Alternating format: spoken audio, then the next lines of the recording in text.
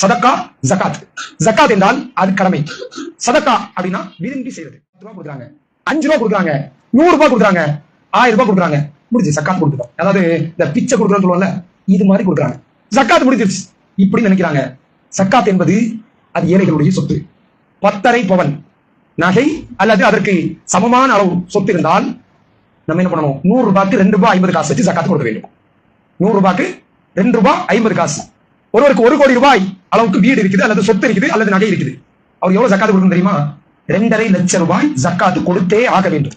50 லட்சம் ரூபாய் சொத்து இருக்குது. இது பெரும்பாலான ஒரு இடத்துல 40 லட்சம் ரூபாய் வீடு கட்டியிருப்பாங்க, 50 லட்சம் ரூபாய் வீடு கட்டியிருப்பாங்க, அல்ல சொத்து வச்சிருப்பாங்க, அல்லது நகை வைத்திருப்பார்கள். எவ்வளவு ஜக்காத்து கொடுக்கணும் தெரியுமா? 1,25,000 ரூபாய் ஜக்காத்து கண்டிப்பாக கொடுக்கணும். ஷைத்தான் இருக்கிறானே, உங்களுக்கு வறுமையை கொண்டு பயமுறுத்துவான். ஜக்காத்து கொடுக்கிறாரப்பா, பிச்சைக்காரனா இருவா, கொடுக்க விட மாட்டான். ஜக்காத்து கொடுக்கறது இல்ல.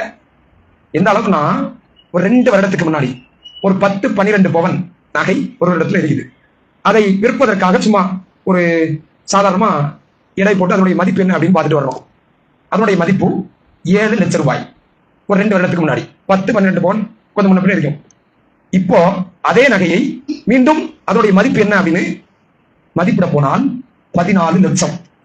இப்படி 14 லட்சம். அதுக்குரிய ஜக்காத் எவ்வளவு வரும்னா, தோராயமா சொல்றேன், கொஞ்சம் முன்ன பின்ன ஆகும், ஒரு 40,000 ஜக்காத் வரும். சைத்தா வருவானா? 40,000 ஜக்காத் கொடுக்க போறியா? 40,000 ஜக்காத் கொடுக்க போறியா? 2 வருடத்துல 7 லட்சத்தை 14 லட்சமாக ரப்புல் ஆலமீன் ஆக்கி தந்திருக்கிறான்.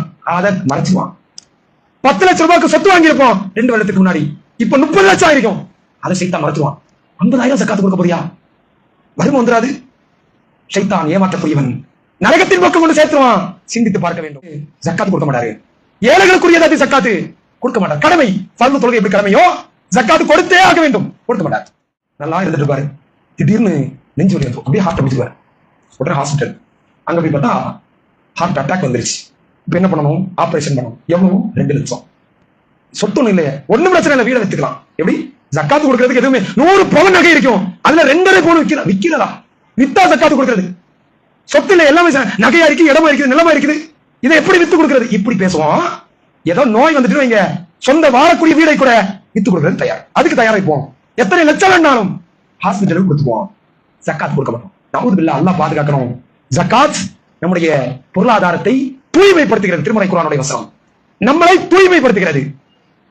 நம்முடைய பாவங்களை மன்னிக்கப்படுகிறது ஜக்காத் கொடுப்பதன் மூலமாக. இதுக்கெல்லாம் இப்படி ஷைத்தான் வறுமையை கொண்டு பயன்படுத்துவான், கொடுக்க விட மாட்டான். ஜக்காத்தை கொடுக்காதவர்களுக்கு கடுமையான தண்டனை இருக்கிறது.